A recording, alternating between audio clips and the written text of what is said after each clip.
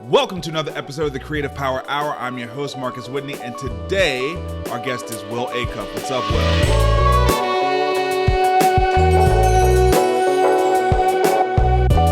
What's up, guys? How you Great doing, to be here. Good to have you. Yeah, stoked. Yeah, you were like the fastest response I've ever had to like a cold email invite. I was like, I need to get Will on the show. Let me just fire off this email, and it's like next thing I know, you were booked, which is awesome, and here we are. Yeah. I owe Marcus. Marcus was a guest speaker at something that Corner to Corner did. And so when I see an email from Marcus, I'm like, I'm going to respond quickly. I appreciate that. Yeah. So I just prepped you on how the show works because you haven't seen an episode of the show. Yeah. This is kind of a no-no, actually. I know. I mean, but I didn't lie about it. You didn't? Dude. Right? I appreciate that you didn't lie about it. Because people about are like, oh, yeah, I love the stuff, man. Yeah. And I could have said something like totally fake, and then you would have been you'd be like, you saw the episode about the astronaut? And I'd be like, yeah, that was a great episode. You'd be like, oh, I see. Yeah. Yeah. Yeah. But I'm honest. Okay. So honestly, then, let's get into your origin story. Yeah. Let's go there. Where do you want to start? Childhood. Where'd you grow up? All right. So born in Durham, North Carolina. Okay. My dad was a campus minister for something called InterVarsity, both at Duke and Durham, and then at NC State over in Raleigh. Little side note, did not realize how kind of progressive my dad was at the time, but he had leaders like John Perkins, who started the CCDA and March with King and all that. He had him staying at our house while speaking to Duke kids in the 70s. So shout out to my dad. That was amazing. I was a baby. I did not realize this was happening. Sure. Then we moved to Massachusetts for my dad to go to seminary. Okay. So Southern family relocated to the frigid, Northeast. And then the plan was go there, come right back to the South. But instead, he got caught up in a bunch of kind of entrepreneurial type pastors who were like, what does it look like to stay here? And so in 1985, he launched a church in the office of a gas station. Okay.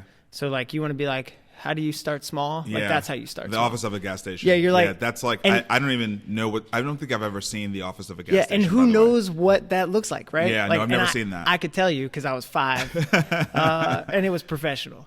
So it started in the office of a gas station, but by the mid-'90s, it was the largest Baptist church of, like, any variety in all of New England. Wow. Which is not saying much, right? Because it's not the Bible Belt. No, but it is saying something to come from the office of a gas station. Yeah, so it ended up being this big deal, 1,000 people or so on a Sunday kind of thing. All right. And it had all been through people being exposed to the gospel of grace for the first time. So it wasn't church culture. It wasn't like some of the vibe we have in the Bible Belt. And so I grew up in an environment where issues of faith and spirituality and all that was central to life, but also of what it meant to have a life of adventure. Okay. So like that really shaped how I thought about things. Got you. One of 4 kids, 3 boys first, and then my little sister was born when I was 11. Okay. So my older brother John, me, and then my little brother Bennett. Went all the way through high school in Massachusetts, graduated, and was like, I'm out of here. I'm going back to the South. Okay. Yeah. Why? Just because the weather, or was it more than that? Yeah, I think I've got a theory that you only have a certain number of New England winters in your blood. Dude. Right? Okay, I got it. Yeah. I already got it. Yeah, because if you hit that number and you stay, you can do that. But now for 4 or 5 months of the year, you will be depressed. Yeah. And I saw people sink into that. Like seasonal affective disorder, like that is real. And I was like, no, I'm done. I did 2 winters in Boston. Yeah. And not even full time, like kind of half time for work. Yeah. But one of them was, I guess it was probably like 2013. Yeah. Where like the snow was like never stopped. I've just never. I grew up in New York, but I've never seen anything like that. I've never experienced anything like that, and it is depressing. Yeah. It is like. It is awful. Overwhelming. Yep. Yeah. So I was done there, but I'd also part of my whole upbringing with like do the adventurous thing. Yeah. Was like go somewhere else. Yeah. I was also, like a story that highlights a little bit of this is like my junior year, and I don't know why I'm telling this story, but I'm going to tell it. Yeah, go for it. Yeah. Junior year of high school, I got into a fight with my soccer coach. Okay. Right? Not like, physical altercation. Yeah, I'm a small person. Yeah, disagreement. And it was clear that I was no longer going to be on the soccer team, right? Oh, wow. So going into my senior year, my friends and I were hanging out there like, what are you going to do for sports this year, senior year? And I was too small to play football. I hated running, so I wasn't going to do cross country, right? And on a dare, they were like, you should go out for the women's field hockey team. And so because of Title IX, right, there's no corresponding sport. And I was the kind of kid who wouldn't back down from a dare to the detriment of some decisions in my life. I went out for the women's field hockey team my senior year of high school, and I made the team. And so I'll never forget the coach takes me back into her office, and she goes, look, you made the team. But if you're going to do this, you're going to have to wear that skirt every single game. Can you commit to that right now? So put yourself in that headspace as a teenage boy, you know. And I was like, game on, let's do this. I played the whole season. What? Was in all the newspapers. What? My dad didn't really come to games. Like, that's a thing, right? And I can feel him on that now, right? But that was wrong with you. My mentality was always like, it doesn't matter if no one else has done it, right? Like, I'm just not going to sweat it. Wow, dude. That is very, very different for a high school senior. Yeah. That's different. And I was the vice president of my senior class. Like, I still, was engaged in everything. Yeah. So that was my vibe and mentality, was always kind of do your own thing and follow your passions. But with this note of your belief system, whatever that is, should be foundational. Like, what does a life of consistency look like? Yeah. And so that was a big kind of driving force. So 1998, left for college. I only applied to 2 schools, NC State and UNC. I was obsessed with UNC because both my parents went there. But out of state, I did not get in. They're like, hey, man. Yeah. That stuff is tight, Yeah, that was like, good try. And I got that rejection letter. And so I'd never even seen NC State. And that's where I was going, sight unseen. Wow. And in part, I wanted to see what ministry looked like in a large secular campus. Like, I wasn't one of those Christian kids who's like, I want to go to a Christian college and like, I want to craft this kind of bubble. Yeah, let's circle back before we get into college for a second, because you talked a lot about, your dad and that he took your family on this adventure, for the ministry. But like, tell me, how did that influence you? You sort of you said it in a matter-of-fact way that it did, and that it's a big part. And I know you, so I know that it's a big part of you. But I also know that when kids grow up in a household where the ministry is the business, quite frankly, right? That it's the main driving force. Yeah, that especially when children are trying to find themselves, there's a natural phase of their life that is rebellious, and it's often rebellious against everything that the parents sort of stand for. And sometimes the religion can be in the sights of that. So, like, did you ever experience anything like that, or was this always just, did it always just resonate with you that what your parents, and maybe specifically your dad, dedicated his life to was the right thing for you too? Yeah, no, great question. So I would say, like, I came to faith when I was 6 years old, by which I meant like that I said, you know what, I think this crazy Jesus story is real. Okay. Right? Okay. And so, like, as a 6-year-old, like, I was like, I'm in. On your own? Yeah, on my own. No pressure. Actually, I've been trying to talk my dad into it since I was 3. And he was like, no. Like, he would ask me questions and be like, you're just, forget it. Get out of here. Right? So no pressure from my parents. Like, age 6, this was mine. But at age 6, like, what are you struggling with? Right? Like stealing your brother's toy. Yeah. Like, is that the sin? Yeah, you know that's what I mean? Right. That's right. So it wasn't, I would say I never had like ontological issues, like big foundational, who is God and who am I in relationship to God. The struggles were way more like, oh, I'm a high school boy with high school hormones, Yeah. Like, how do I stay true to this faith while going through that? Right. So there were definitely patterns where I was like, oh man, I was a high school dumbass right there. Yeah. Right? Yeah. Okay. But there was never a moment where I was like, God is not true. Okay. So even in my rebellious moments, like with my parents, because all of us have them. Right? Yeah. It wasn't going after that core thing. It was mostly, it'd be more like critiques of how they did stuff, if you will, but not like that foundational level. Yeah. Okay. That covers it. Yeah. Yeah. That gives me what I wanted. Yeah. Good. I mean, I do think it's very unique that you came to faith at 6 years old. I mean, I don't think a lot of people do that. No. I agree. And can recall that. Yeah. No, I remember I was so tiny that to get baptized, I had to doggy paddle. You know what I mean? And that was like my one swim move I knew. Yeah. I'll never forget that. But like, I think my dad also, and my mom too, like, my parents had an approach that was so grace-filled, right? Like, meaning like at the end of the day, the core message of the Bible and the core message of Jesus is you need a savior, and he is abundantly providing mercy that you don't deserve, and he gives it endlessly. And so that was modeled in the home. Okay. So there wasn't like a works-based or like you got to, there was none of that. It was very much like a grace-centered home. Okay. And if you met my mom is like the world's best like words of affirmation person, right? Okay. So like if you didn't even know you needed an attaboy, you get You home got from one. school and you got 20. Yeah, that's amazing. That's awesome. That's and awesome. So you're like, cool, I can do anything. Yeah. Okay, very cool. Now we can hop back into NC State. So NC State, I ended up there. I honestly thought I'd go to college and then go right to seminary. Okay. I thought that was my path. Get to college, and I was a little, it was my first big exposure to Bible Belt culture, by which I mean, like, it's a little bit like the flu vaccine, right? The flu vaccine works because you get a little bit of the real flu to not get sick with the real deal. Yeah. Right? Yeah. And it felt like the culture was like Christian, but like air quotes Christian. Yeah. Right? Yeah. And there was a lot of like, almost like what church you went to was like kind of part of your social landscape. Yeah. And yeah. not, There's a heavy societal aspect to how faith is practiced in the South, differently than in the North, right? Absolutely. I mean, it's just sort of built into the culture. Yep, it's just part of the thing. Is in the air, and I had not been exposed to that, and so there was a lot of culture shock there. Yep, I get that. And then, and then there was also a lot of like, I don't want to. I mean, do-goodery maybe is how you say it. Yeah, okay, all like, right. You're not following this exact pattern of life, so Yeah.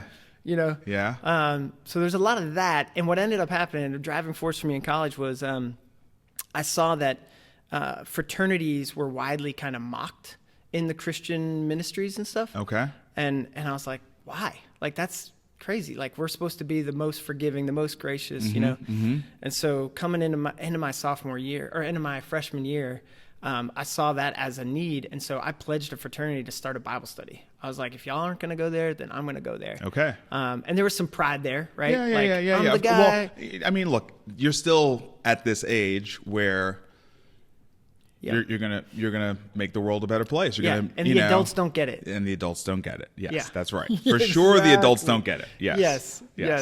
So that I ended up pledging a fraternity and doing that and leading Bible studies. I'm very unsuccessful Bible studies, like I said. By which I mean low attended. People are like, why are you here again? Okay.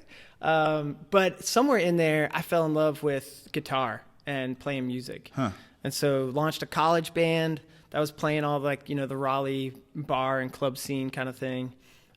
Your classic, like, not very good college band, but full of enthusiasm. Yeah. I got that. And we got beer specials, so like that was the thing. Yeah. Graduated in, 2002. And kind of at that point, two big pivotal things happened. The first was my parents moved from Massachusetts back to the South. My dad became a pastor in a church actually in Chapel Hill, which is right near Raleigh. Okay. So that was kind of like a whole, this was my place, now it's our place. Now it's our place, Yeah, like navigating that. Yep. And through my dad's new church, they were heavily connected into Duke University and UNC. They had a trip that was being led by an epidemiologist from UNC studying specifically the AIDS pandemic. And then he was really interested at that place where like AIDS is so massive. You have to have everybody from, NGOs, governments, faith groups, everybody has to be on the ground and engaged. And he wanted to lead a trip where we would go over and just ask questions about what does it look like for local churches to walk in this well. So it wasn't like a mission trip, like we're going to go do bad drywall, right? In a low income neighborhood. Because that's what I'd known before. It's like, we're going on a mission trip and I'm going to, right? And so for 6 months, we met every single Sunday at his house. Him and his wife was a doctor. And we read like economic books. We read theological studies on like, it gave me a mental framework, if you will, to think of love your neighbor as self, not just as like how I might treat my right next door neighbor, but also like how does that apply to macro issues? And I'd never thought about it before. Wow. So then the end of that summer, I graduate, and we went to Nairobi, and we divided up. So it wasn't like, we were all staying in a hotel and then we'd go out in the day. I was staying with a Kenyan family on the edge of this slum, and I had never been out of the country. And so to go from like never been out of the country to sub-Saharan African slums just completely undid me. Like my worldview did not know what to do with that. Because I would say I had a good framework of some solid, like, old school biblical truths from my parents' home. Sure. But I had no theology of suffering, right? And this was like, what the F do I do with this? And so I came back from that trip, and I remember I walked into my parents' like, lower middle class home, right? My dad was like not a Bentley driving pastor, right? He was like used Civic kind of driving pastor, and my mom was a dental hygienist. And I walked into their house and it felt opulent for the first time, right? And I remember wanting to throw up. Like, how can these two things exist in the world? And how old were you? 22. Yeah, sure. Yeah. So just like, here's what life looks like. And then, yeah. Right. Yeah. The other big thing that happened was my college band died, right? As college bands do after college. Yeah. But I formed a new band of guys who were all musicians at UNC. So they were so much more talented than me. And I got to kind of like sneak in. My hair was really long, so they let me, rock that Italian kind of hair. Yeah, like soccer player vibe. Yep, got it. Yep, so started that summer. And that we put out 2 albums, toured all over the place, did that by night. So we'd play like 2 or 3 shows a week. On the weekends, we'd get as far away from North Carolina as possible and then kind of come back for work on Monday. But my day job was a research analyst in health policy at Duke University. So trying to wrestle more with some of the things I'd been exposed to in Kenya, more from the standpoint of like, how do we think about health and health policy and these larger overarching issues. Yeah, so that leads us up to, 22 to around 25, 26. Okay. Yeah. Then what? Met my wife, Tiffany. Okay. We got married. We met in the fall of 2002 when I was still a wreck post-Kenya. Like, I was drinking too much. I was reading too much Kerouac. And I was like listening to like really sad bastard, folk guitar music. Like, it was a dark time. Like how she was like, that's the guy, I don't know how that happened. But at that age, it's kind of like, the bad emo boy is just undeniable. Long hair, you got a band. Dude, it's like, come on. To look back at your own life save you. And see an archetype, you know, like a bad archetype. Oh, gosh, yeah. No, absolutely. And actually I unintentionally had my best A game ever with Tiffany. Yeah. Where on a Saturday night, I was playing a house party thrown by my little brother, who was a senior at UNC. And he was like the Van Wilder of his crew at the time. He's since had a radical change. Wilder. He's amazing. Yeah, shout out Ryan Reynolds. What's up? But way back in the day, like, he had this crazy party. And he kept telling me I had to meet these Christian girls who lived next door, right? And all these girls walk in kind of in a line coming into the party, and they were all together, these 8 girls. And all of them were dressed up, kind of honestly looking a little snobby, except for Tiffany, who looked like laid back and casual. Okay. And she was wearing a T-shirt from a summer camp that my dad used to speak at. So I just leaned away from the mic, and I was like, nice shirt. Thought that would be it, right? The very next morning, I was playing a grand piano on stage at my dad's church, and it was the church she happened to be going to. Oh, wow. And it had me singing, playing the piano, and on stage was a slideshow of my trip to Nairobi. Yeah. Like, so I couldn't have put together like rocker by night, caring about the kids by day. Yeah. Like, it was, that's what worked. That's incredible. Yeah. Yeah. I mean, I can get how that would have just kind of... It cut through all of my nonsense. Yep, yeah, absolutely. So thank you. Okay. So that was... We got married in the summer of 2004. Okay. Spent a little time in Chapel Hill after that, but the band was going through some disillusion, is how I'd put it. It's hard. Yeah. But we had played everywhere from like the Apollo in Harlem down to the Dallas Hard Rock and a bunch of crappy bars in between. Okay. But we didn't get booed off the Apollo. So that was like amazing. Yeah, we did get punked by the BET comedian. Okay. That night, I'm not gonna lie. Yeah. But we rubbed the stump. We made it on stage. Did the whole thing. Made it on and off. Yeah. Without getting yanked. Without getting danced off stage. That's legendary, dude. Yeah. Yeah. So I'll take it. So that brought us to 2004. We get married. 2005, we moved to Charleston, South Carolina. Really with like, we need to get out of where we know people and just go see what it's like to be us. Okay. For a little bit. That's how I'd describe that. And Charleston, man, it was... Why Charleston? We actually had our boxes packed for New York, like labeled New York. Yeah. We were like, this was in 2005. And we were like, we're going to go to Brooklyn. Yeah. Like, we know some friends. This is before like, it was like, Brooklyn. Yeah, yeah. Yeah, I mean, Brooklyn hadn't blown up yet. No. It was like right when like you could still go to Park Slope. For sure. For sure. And like we had friends making that trip. Yeah. So there were a bunch of people starting to move to New York around 2005, but it hadn't blown up yet. Yep. Yeah. And you could still get something affordable. Yeah.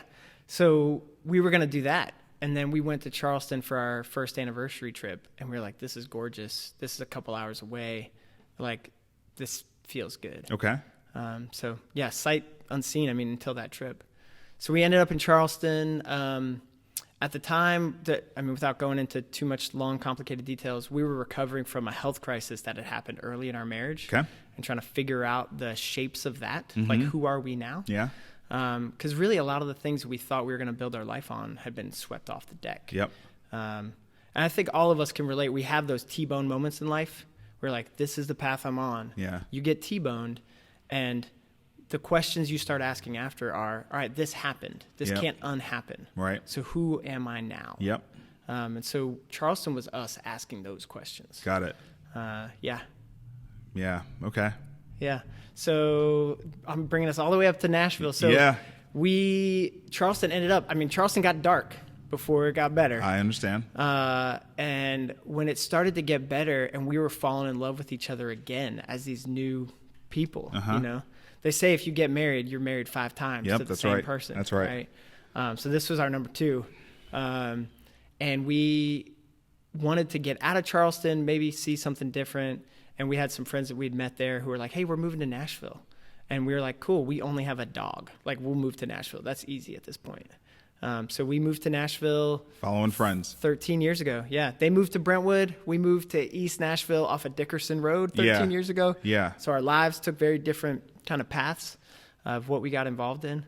But we moved into East Nashville in one part because we could afford it, right? Yep. Second part was we wanted to really wrestle with the question, what does it look like to love neighbor as self? Okay. I'm gonna stop there because we're now getting into how I know you and where the rest of the show is going to go.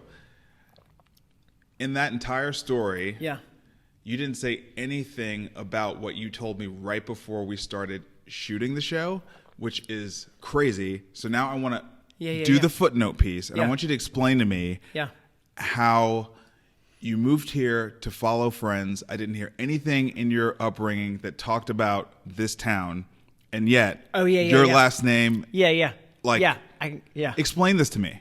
Yeah, so Acuffs have a deep history in Tennessee, right? My grandfather grew up in Knoxville with Roy Acuff. Okay. So they're first cousins, right? Okay. Grew up knowing each other, all that kind of stuff. Okay. But then at the time, like in the Depression and all that stuff, Roy and his, crew of guys, they were running moonshine according to our family legend. Okay. The fact checkers out there might be like, Roy never did such a thing. Right? But in the Acuff household, that was like a known thing, right? And actually, my grandma, she grew up in Knoxville too, and she never forgave Roy for being involved in the moonshine stuff. Wow. Forgiving people related to alcohol incidents was not something she was great at. She great at other things. Okay. So then Roy came down to Nashville, and the whole country music thing really started taking off. Roy and his fiddle and everything that happened there, and Minnie Pearl and all of that, and the launch of the Grand Ole Opry. And my grandfather lied about his age to join up for World War II. And so he ended up on that, very different trajectory. So he did World War II and then the Korean War too. and ended up being, because he'd never graduated high school, he ended up working his way up to be a manager of Woolworths. And so they would move him all over the South. Wow. So we became kind of the more coastal Yeah. Acuffs. Yeah. But Roy, so we were invited, like our side of the family, invited to family reunions, but never getting any kind of access to Acuff Rose publishing money. Yeah. And excuse me. And then my brother, John, who some of your listeners might be aware of if they're into kind of, motivational stuff. Yep. Kind of thinking creatively about problem solving in their lives. Yep. He moved here actually after us. Okay. But his books have done so well, and his speaking have done so well that Now, why did he move here? His first book had come out. Stuff Christians Like was like his first thing. Okay. And he was in Atlanta because he was doing stuff for like Chick-fil-A and Home Depot and a bunch of other big brands out of there. And Dave Ramsey recruited him to be one of his like sub brands whatever. Got it. When he was expanding his footprint. Sure. And John did that for a little bit and then went off on his own. Yeah. Okay. I mean, I just wanted to understand how. So the Acuff name is known here. The entire story that you told, Yeah.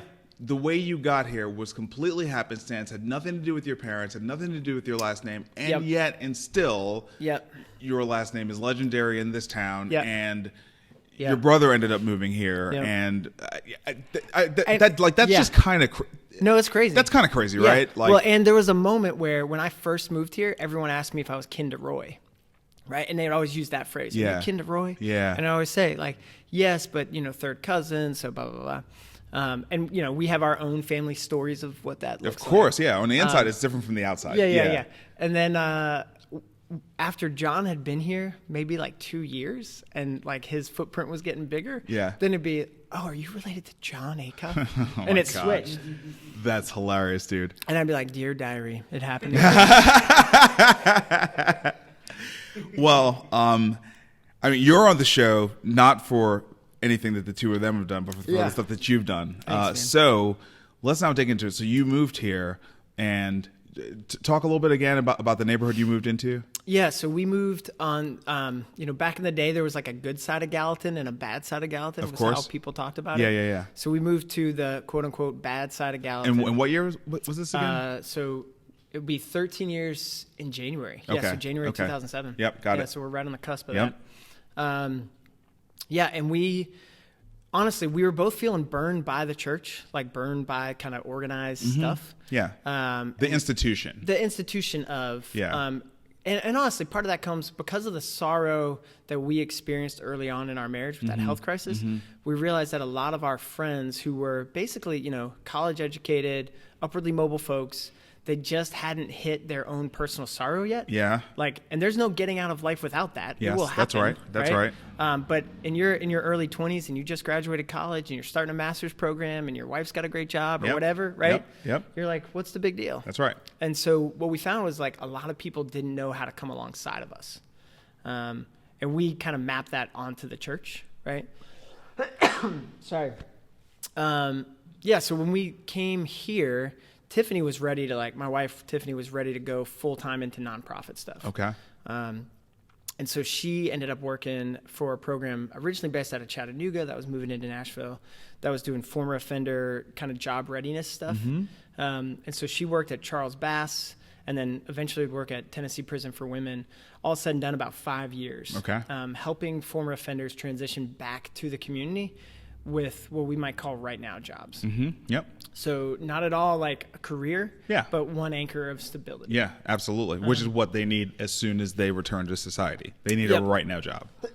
Yeah, you need, you're dealing with so many different layers of all sorts of challenges. Absolutely. And increased stability is only going to help. That's right. And so we moved here, and honestly, to go back a little bit, in Charleston, we'd experienced our naivete about the history of racism. and on a million different levels. Yeah, you didn't say anything about that, so Yeah, I'm glad that. Let's go there. I was just gonna. I was like, Charleston. That's interesting. Yeah, I know it looked really beautiful to you. That's interesting. Oh yeah. So no, like let's go deep there, right? Here's Yeah. what happened: 2 naive do-gooders moved to Charleston, and we moved to an all-black neighborhood, right? Yeah. That was literally 2 blocks down from the NAACP office. Okay. And here we are going, we think we're supposed to like love neighbor as self, so this is where we should be. And none of the neighbors would talk to me. Yeah. Literally straight up, I'd go to the corner store, the T&L grocer, I'll never forget. And I'd be like, what's up, y'all? There'd be like 4 dudes in there, and they would not acknowledge me. And I'd be like, okay, this is awkward and really sucks. I'm going to buy my Gatorade. And right. And then I went down to the NAACP office, and I was like, hey, we'd love to get involved. What could we, be doing? Yeah. And they wouldn't unlatch the door, right? The lady literally was like, get out of here. And I was like, I'm serious. Like, I really mean it. Like, hey, naive white boy here. Yeah. And she slid a pamphlet through the crack, right? And at the time, I had no, understanding of any of that. Yeah. Right? This was full on, the worst stereotype of a white guy who thinks he's going to show up in a community and save the day. Yeah. Right? Yeah. Well, you had an experience doing this really pretty evolved and progressive mission trip. Yep. In Africa. So this is you having an interaction with black people, but not African Americans. Yeah, yeah. Right? Well, so, which is a different. Absolutely This is different. different. Yep, absolutely different. And also, that trip was about question asking with that's right. groups who were already on the ground. Yeah, that's right. And in Charleston, I was doing question asking, but I didn't have some group to parlay that. Yeah, right. And so it was, for us, it was like, oh man, we're touching something that we just don't understand. Mm-hmm. And so I actually did a lot of reading and studying the history of Charleston. Did you ever find a guide? In Charleston? No. Boy. Wow. Yeah. No, straight up. Yeah. And honestly, part of that was I was still in that place where I could get my feelings hurt. Yeah. You know what I mean? Yeah. Where my own insecurities would drive me. Sure. Yeah. And so when we landed in Nashville, one of the things I saw right away was even in East Nashville at that point, neighbors would be hanging out on their porches and they would actually talk. Mm-hmm. Now, I'm not saying they were having substantive going deep on life stuff, but there was still a doorway cracked open. Mm-hmm. And so that was really oh, wait, we could really get to know people here. And wrestling with the question, the general vibe of, I dare say, Christians and probably nonprofits in general, is we know what would fix you. Yeah, right? Sure. And the ruler we're going to use to measure that is some kind of form of middle class life, right? Right. And that's what we're going to define good as. Right. Right. And so we were still, those things were being dismantled for us in real time when we landed in Nashville, right? And large part with Tiffany's work, and then large part in what it means to be what I would describe as moving towards anti-racist work. So really believing the idea that bigotry is that one-on-one thing, right? But racism is more the systemic stuff, and going, okay, cool. So I'm either actively working against it, or I'm unaware and benefiting, or I'm actively supporting to continue my benefit, right? Yep. And those are the 3 categories. Yep. And that was us going, oh, crap. If we're on the side of Jesus as we understand him in the Bible, then we're on the side of dismantling this, right? And there's some great language from the book of Job in the Old Testament where, if you want to get depressed, right, read the book of Job. That guy goes through a hard time. Yeah. But somewhere in the middle there, around Job 29, he says this crazy thing where he's describing what it means to be righteous before God. And he says, the widow sings when she sees me, right? And the widow and the orphan would be the most marginalized people in his community, right? So in other words, his neighbor who was in immediate need, he was supplying for her in such a way that she sang like a Disney character when he showed up, right? But then simultaneously, he says further in that verse, and I broke the fangs of the oppressor, right? So you get this sense that he's also going, what is hurting my community? Right. I'm going to go after that thing, and I'm going to take away its ability to cause pain. And so that, to me, is the guide work. That's what it looks like. On the ground, how you apply that will look different contextually and based on situations. But if you're not doing both, then you're not really loving your neighbor. Okay, so Yeah. So Tiffany goes and does nonprofit work. Yep. Behind bars. Yep. You don't. I don't. So what happened for me is I was about to say, because this is how I remember meeting you. Yeah. So we were volunteering for everything in the community. Yeah. So that was what we were doing. But my day job was working in software. Yep. So product owner, scrum master, all that stuff. Where's that background from, dude? So there's no way to talk about this without sounding super nerdy, but like I'm obsessed with learning, like always. Got it. Okay. Like an addiction. Understand. It's probably unhealthy. Understand. Yep. Understand. Yeah. Yep. Got it. And so like Nick Holland. That seems to be a trait of people I bring on this show, just so you know. Like this whole obsessed with learning, self-development, end up doing this thing and this thing, and there seems to be no connective tissue except for that is the connective tissue, is this desire to learn. An example of this is like, so I got my master's in biblical theology, right? And I had carved out 2 hours a day for that study time. Yep. And as soon as I finished, I kept that study time. I didn't mess with it, and I used it for something else. Okay. And so like, that's just how my brain works. Yeah, got it. And it fills me with joy. That answered my question. Yeah. Got it. So I was working with Nick, our mutual friend, Nick Holland, and our intensity was really fun for each other, like amplified each other. But simultaneously, I became an intern at a local church whose whole vibe was all of our time, treasure, and talents are going to go to these 3 zip codes. So they were super focused on like local stuff. Okay. So they gave me a good like framework for that. Tiffany and I were volunteering in the community. She's also going deep on like, I mean, you can't do prison work in the South without going deep into systemic stuff. Yeah, There's of course. no way to do it. Of course, it's right? the South, yes. Yeah. It's a little bit like, I recently read a guide on like how to do missions well, right? From a Christian worldview. And some of it was really useful, but then I realized as I finished the book, I was like, man, this book at no point mentioned racism, right? And it'd be like me giving you a guide to how to survive on Mars, and I don't mention there's no water, right? Like, that's crazy. Yeah. And so our lives were changing radically by being neighbors. Yeah. Right? And so what ended up happening, CenterSource had a great time there, learned a ton about software and all that, and really loved, especially the strategic side. How do you help businesses, right? Because a lot of that software world is how do you help another business grow, right? So got really into all that while getting my master's, while interning at this church.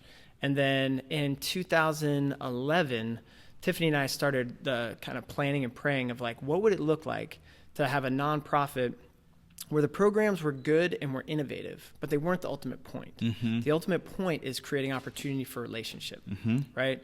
And I think no matter what your faith background or non-faith background is, we know that relationship is where real long-term transformation happens. Always. Yep. I like to say, like, it wasn't that, somebody taught me how to shoot a free throw on my high school basketball team, right? It was that a coach saw me at a time where it was hard for me to talk to my dad, right? That's what mattered. And so in the same way, we were volunteering in the neighborhood, but it would all be geared toward program. And relationship might start, but as soon as that thing was over, the relationship was over. And so you're staying at this really thin level. Yeah. And so our desire was like, how do you go underneath that? Yeah. So Corner, the first thing we did, we had an ally-based approach, by which I mean there's a needs-based and then an ally-based. Okay. Needs-based says, here are the 5 things that are wrong with this community. We're going to come in and we're going to solve those, okay. right? Ally says, here are some of the amazing things about this community. How do we come in and amplify those? Okay. Right?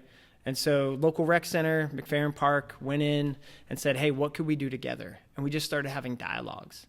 And the first thing was like, they heard about Tiffany's former offender thing. They're like, let's do that. Right? Nashville has the highest incarceration rate per capita in the U.S., according to the Brookings Institute. And it wasn't much different back then. We just didn't have the study, right? And so we started that class, and I'll never forget, I'm standing awkwardly with a whiteboard in the middle of the lobby. Like, the only other white guy there is the guy who's like cooking food back in the little kitchenette, you know? Yep. But I'm like straight up like fixing my glasses, like, hey guys, free jobs class, no one will talk to me. Right. Eventually, like 3 people come up. They give me fake names. I'd later find out. Right. And I stood there for a good 25 minutes. Yeah. Like just living into the awkwardness. Yeah. And But finally you could like smell the food coming down the hallway, you know? And I was like, y'all at least come get some free food. Well, one of these young men, he looked kind of like Hollywood's definition of a gang member, right? Okay. Like full grill, tats, whatever. Yeah. And he walks in and Tiffany has her little room set up and her materials, you know? And right away, like the first thing he says as he comes into the room is, I'm a dealer. What are you going to teach me about jobs? Like first thing. Uh-huh. And he doesn't know Tiffany's behind bars, like working with much tougher individuals than this 19-year-old, you know? And she doesn't miss a beat. Tiffany's pretty incredible. And she's like, well, if you're a good dealer, then you've got sales skills. If you're running a crew, then you've got management skills. And if you're part of the supply and the connect, then you've got supply chain management skills. And I'm going to teach you how to do all those things in a way where the government doesn't take your money. And like he had a visible like fallback moment. Yeah. So wow. End of that week, it was 5, then 10, then 15, then 20 in that first month. And then things just started growing from there. So that was 2000. The first program officially was 2012. And our house was right there, so our home became a big part of everything that was going on. And we just started living it out. And we were funding it ourselves through our day jobs. And didn't go full-time until... So we launched as an official 501c3 in early 2015, I think is when we filed all that stuff. Yeah. And we started raising money with no idea how to raise money, right? And again, by God's mercy on my bad technique, we ended up doubling what we were trying to raise that year.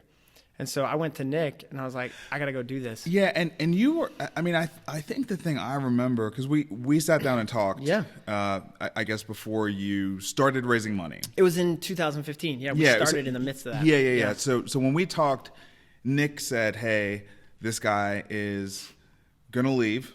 Yeah. He's awesome. And he's going to start this nonprofit and you should go talk to him. Yeah.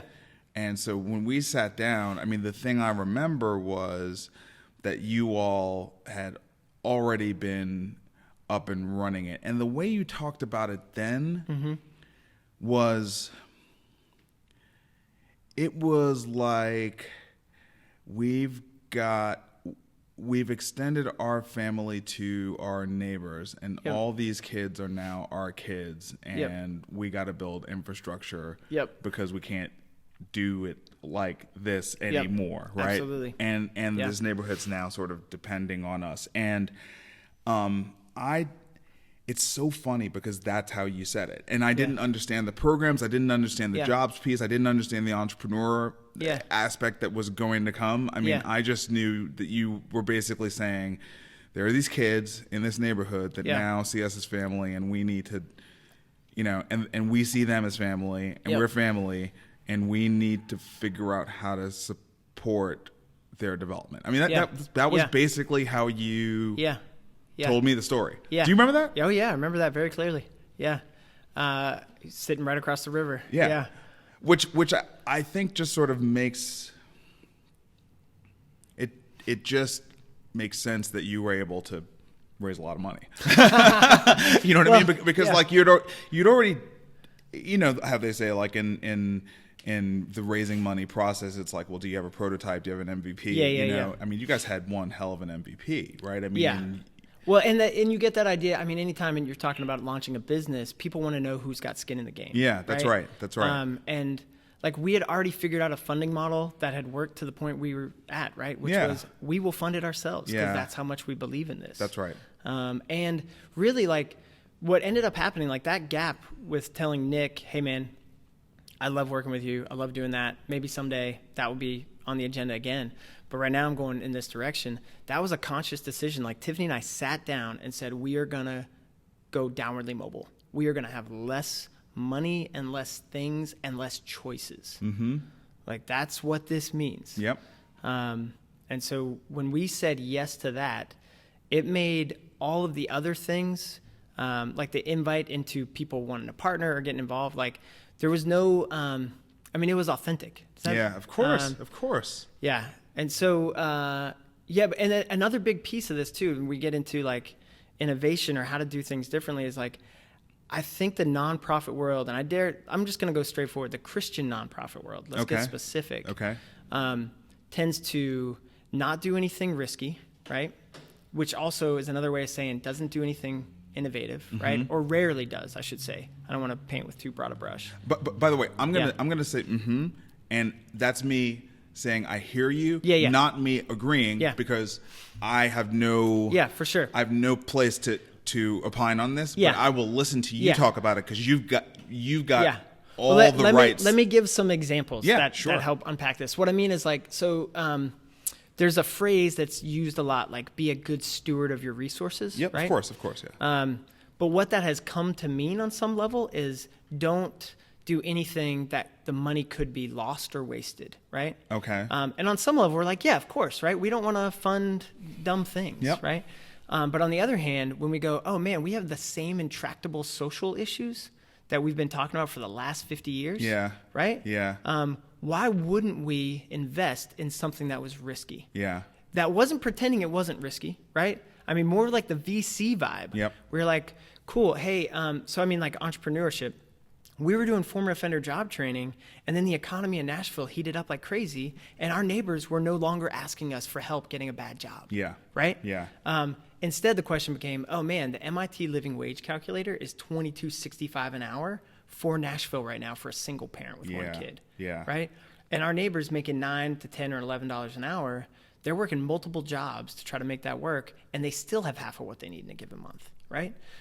So the question then becomes, all right, let's pivot to entrepreneurship. Found a national program, brought it here, did all that. But the reason we are thinking that way is because to us, the program has never been the point, right? The people are the point. And so like the idea that we would be like somehow bad stewards because we rejected one old program and are trying something new that might not work. I understand what you're saying. Does that make sense? It does. Yeah. It really, I mean, the part where you said you rejected one old program for something new that might not work, the answer is, how do you define work? Yeah. Right? Oh, yeah. Because I think what you're tapping into is something that I think about a lot and is very much connected to my passion, which is why I hope you invited me to speak at the event, right? Yeah. Which is that we've had many movements towards the liberation of previously enslaved people, but we have not yet had economic liberation. Oh, not at all. Yeah. And that's really like the last one we got to get. Yeah. Right. We haven't had economic liberation yet. Yeah. And I personally know, because some of us can kind of get through, some of us can navigate their way through. So I'll put myself in the category of people who, I wouldn't call myself completely liberated, but like I've seen enough to know how some of the things work, how this thing works. Yep. And that leads me to understand that the undeniable delta between people of color, and I'll just specifically call black households and white households in America. Wait, there's an income difference? Dude, don't even start me. You know what I mean? Like that, it's irrefutable. It's just economic study. You can go look this up. Absolutely. Everyone can go look this data up, right? This is not my opinion at all. You can go look it up. Yeah. 99% of the GDP in Nashville is produced by white-owned firms. 77% of our population is white. There you go. So that failure to have achieved economic liberation is the last step.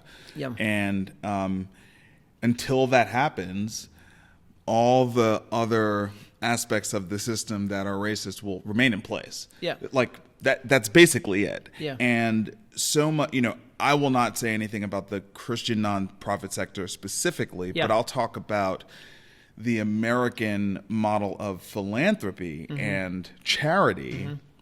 It does not head on address economic liberation. Yeah. It does not. Yeah. That I can talk about. Yeah. Well, and so, I mean, to that point, like none of this stuff changes, right? Unless we systematically look it square in the eye and then start to dismantle it. Yeah. Right.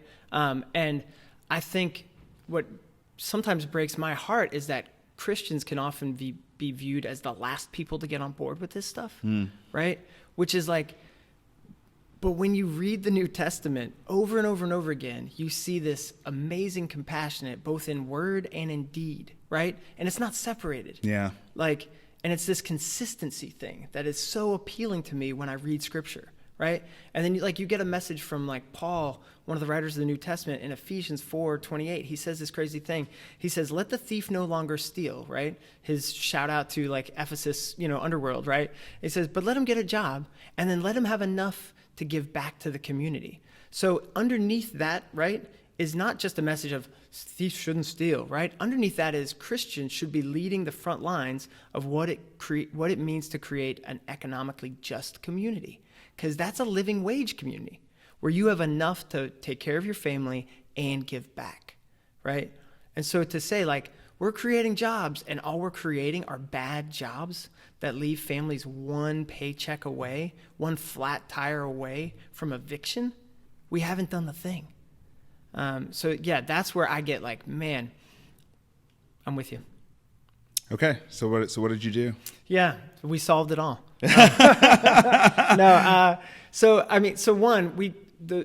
We're trying to fight that idea of stewardship means protection, right? I think stewardship means wisdom, but also calculated risk. So we're trying to grow supporters that get on board with that. Yes. We're not saying foolishness, right? So we're growing that. Another big thing for us is we're going after what I like to call the pity story, right? And you see it all the time in the nonprofit world. We say, hey, here is the community, and we describe what's happening in a way that sounds like a post-apocalyptic hellscape, right? No joke, I'm not going to name names, but I just watched one of these videos that came out this year, and it described the neighborhood as a toxic environment. And the neighborhood they were describing was my neighborhood, where I'm raising my 2 kids, right? And they said there are no positive role models, right? Wow. What? Dude, are you serious? Oh, I'm not kidding, right? You will tell me the name after the show. Yes. But my point is, there are positive role models. Of course. No matter what like wealth background or socioeconomic background, there are grannies and parents and aunties and school teachers and principals and coaches who love the community, right? Yeah. Like, so again, we go back to the ally thing. How do you amplify that, right? When you started talking about faith, I want you to say again what you said about the foundation of Christianity as you understand it. Say it again, because I want to bring it up. What did I say? You need a savior. Oh, yeah. Yeah, meaning, like that all of us need a savior, but all of us are broken and beautiful. That idea? Hold on. But now you're saying all of us. I want you to say it like you said it before. You may not remember how you said it before, but I don't totally remember. The way that you said it before was you need a savior and you're not worthy of the like. You can't earn it. Yeah. None of us can earn it. Yeah. That like the gospel of grace is unmerited favor, right? It's like you get to be invited to the best party ever, and you did nothing to deserve it, and the party's thrown in your honor. Yeah. Okay. Right. Okay. So. Like, let's now transpose the pity story to that. And can you see like how people could potentially take that foundation and have applied that story and have applied it in that way, which by the way, obviously for me is like incredibly problematic, right? Yeah, no. Okay, but I'm just saying, like, no, it's inconsistent. Inconsistent, but maybe through a particular lens, like that's how it was interpreted. Like, I'm getting so excited. You pitiful community that has no positive role models. I'm just responding to what you're saying. You need a savior. You need a savior that you could never be worthy of, and you get all of this. Yeah. So let me unpack that. So here's where I think, and there's no way to do this without getting nerdy on theology, right? Yeah. So there's this core doctrine that Christians, like all history, bunch of different, whatever flavor you are, right? Yeah. It is created in the image of God, right? And most major faith groups outside of Christianity hold something like this, right? Mm-hmm. Yep. But inherent in that belief, scripturally, is that God is like capital C creator, you're lowercase c creator, right? Yep. So worthy of dignity, honor, and respect, period. Right? In the same way that, like, if you've ever seen the sunrise over the ocean and you instantly get caught up into awe and almost like worship, right? Yeah. You should have that same experience when you see a human, because the creator's thumbprint is on them. Yep. Right? That is the beautiful side, right? The broken side is we have all said, hey, God, I'm going to do me, you do you, right? And I'm going to figure this out on my own, and I'm going to be a scar giver and a scar receiver, right? And so the Bible holds that tension together. Okay. It says that's mankind, broken and beautiful, both, right? The nonprofit message that we're talking about, this pity message, rips that apart, right? And it says, like, imagine the banquet fundraiser, right? That's a genre. Yeah. Like, in the same way that if I say Once Upon a Time. It's definitely a genre, no question. Yep. I've gone to enough of them that, Yes, like, it's a like, genre. oh my God. So you get to come in and you have money and resources in that room. You get to bear the image of God. Yeah. You get to look beautiful and Yes. renewed and da-da-da, right? Yes. And you get to be positioned as the Savior, right? Yes. Meanwhile, the poor person either physically comes on stage to tell their story, or a video comes on, right? It's a little slicker than the Sally Struthers back in the day. Yep. But they get to embody brokenness in the room. Yes. Right? Yes. And what we've done in that is we've created distance, right? And we've created otherness. So instead of love one another, we have othered one another. Yeah. Right? You're far from me. Yep. But pity is now, I want to view myself as the hero. I want to view myself as the savior. Yep. Because that's the classic marketing message of every capitalistic society on the planet, right? Yeah. Yeah. And so that opens wallets. Yeah. And that gets you financial support. But meanwhile, you've created two different communities and no chance to engage with each other in any kind of nuance or empathy or long-term relationship, really, right? And so that's the thing. Like, if you said, hey, Will, what do you want to do the next 10 years? I want to grow Corner to Corner to a point where one of our community members, staff members, takes it over, and I'm out of a job. She's the executive director. I say she because I have somebody in mind. Yep. Right? She takes the job, and I go work on this. Yeah. Like, I want to, shoe leather, hit the speaking circuit and talk about this. So quickly, because I told you this goes quickly, and we're already, through an hour. We'll run over a little bit. Yeah. Let's talk some stats. What are the stats for Corner to Corner? What have you and your comrades accomplished?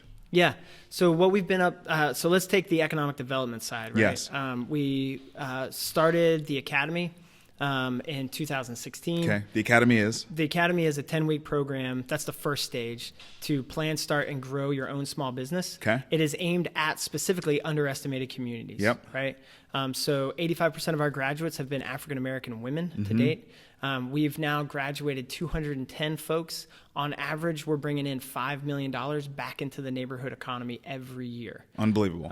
So it's become. Where are the positive role models, Will? Yeah, exactly. Well, and here's the thing, right? Guess who leads those programs? Graduates and minority business leaders from the community. Yeah. I saw it. Yeah. There's like a room full of role models. That's the joke. Dude. That's the joke. Yeah, and I'll talk more about this Yeah, off mic. dude. I'm gonna lose all my funding checks. Yeah. I'm just kidding. So that has become its own thing. We're now we've put together funding packages that we're saying like, hey, foundations, get on board with this. Yeah. Because in the next year or two, depending on if the resources come to bear, we can be generating $10 to $15 million annually, right? And this is not anybody buying a yacht, right? Yeah. But this is money that becomes your down payment on a first home. This is money that becomes 4 new tires so you keep your main job. It's actually bigger than that, right? Yeah. You're not creating, but you are catalyzing a functioning economy. Yes. Yep. Which doesn't exist today. That's why there's no wealth. There's no wealth because there's no functional economy. There's simply a consumer base. Yep. It's not a functioning economy where there's producers and consumers and a flywheel of activity that is reciprocating value for all, right? Yep. It's just outsiders are producing, people in the neighborhood are consuming, and that's kind of it, right? So what you're doing is you're catalyzing a functional economy that can undo the real systemic problem, which oh, by the way, like, can't be fixed by an outsider. Yeah. Yeah. Well, and like, it can't be fixed by an outsider. Absolutely. And right? it can't be fixed top down. No. Right? It has to be. No. And so part of this, like, our change of model, like the normal Silicon Valley, like, business trader. Stop. There is something flying right. Like, yeah. Okay. You got it. You see it, dude? Yeah. I don't even know where that came from. That was hilarious. Okay. Yeah. Something just attacked me. Yeah. That's hilarious. What I was getting at is, so the Silicon Valley model, right, which has been exported to every incubation, training center, whatever, nationwide, which I can't stand, is high growth, right? Yeah. And it says something like your idea gets you in the room and keeps you in the room, yeah. right? But our approach is what we would call an empathy-based approach, where we're saying you're a neighbor. That's what gets you in the room. Yeah, right, the tools that we're learning allows you to pivot on ideas. Yeah. Right? Ideas will come and grow. Of course. It's this tool set and then you as an amazing neighbor that are going to do this. And so that has allowed us to build literally a ground up thing that is now living and breathing and growing. So that I'm super pumped about. The other piece that's going to get a lot of our attention in the next year or two is a pilot program we launched 18 months ago called Script to Screen, where kids fall in love with reading through their love of movies, right?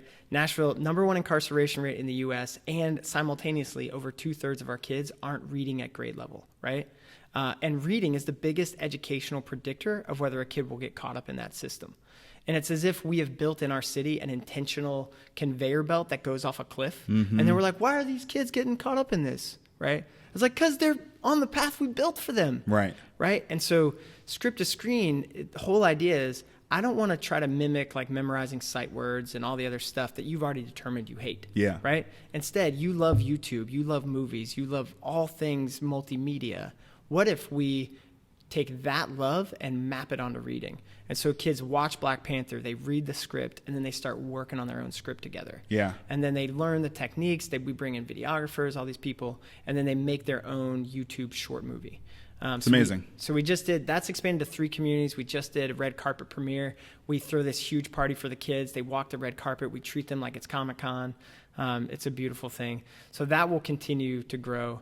And then we also do have neighborhood Bible studies if people are interested in that. But it's very intentional for us that it's not a part of the program. So we're not like, here's a great business plan. And you know who had a great business plan was Jesus. Right? And the reason we don't do that is not because we don't think Jesus is the way. Like, I fundamentally believe that. Yeah. But in neighborhoods affected by a deep history of racism and socioeconomic divides, the vibe has been, you come into my neighborhood to win a notch on your Jesus belt. Yeah. And it doesn't feel like I'm a person. It feels like I'm a project. Yeah. And so we never want neighbors to feel that way. So we keep that line, intentionally divided. Yeah. And then the other big thing that we're working on, and you and I talked some about this recently, is Stay for Good. Yeah. Because, and I'll explain this idea in a second, but we refuse to raise money off of pity, which means that literally the marketing books that you can order right now, we can't use that. So we're handcuffed somewhat, right, in our ability to scale to that next level. Yes. And so we're trying all sorts of new ways to do fundraising. But one of them was we realized that no one had built out a successful platform to harness the power of short-term rental marketplaces. Yep. Airbnb specifically, because 2018 Airbnb did $34 billion of economic impact in the U.S., right? What would it look like if that's the mighty Mississippi? What would it look like to get 1% of that coming off of that river, right? Yeah. To fund local innovative nonprofit work. Yep. So we launched stayforgood.co, which invites Airbnb owners to give a portion of their proceeds to local work happening in their neighborhood, right? And then we give them physical and digital signage that tells that story for them, right? Because over 70% of millennials say they'll spend more on a product if it's doing good in the world. So we become your millennial marketing force, right? So that's what we're up to next. That's amazing. And by the way, the only thing I didn't like in this entire conversation is I didn't like you saying you're handcuffed, because I think you decided on principle and on your own integrity that you are not going to raise money in a certain way. And so that constraint just has forced you to be more innovative. And that now that looks like the bigger thing you're really going to work on, right? I like that. Okay. I like that reframing. That's solid. That's solid. I just don't, Yeah. I'm not limited. I'm exposed to new opportunities. Totally. You made a conscious decision to not do that. So it's not, it'd be self-imposed handcuffs if anything. Yeah. And I'll say to my board's credit, Because when you have a nonprofit, you're not the boss. Your board's the boss. Yeah.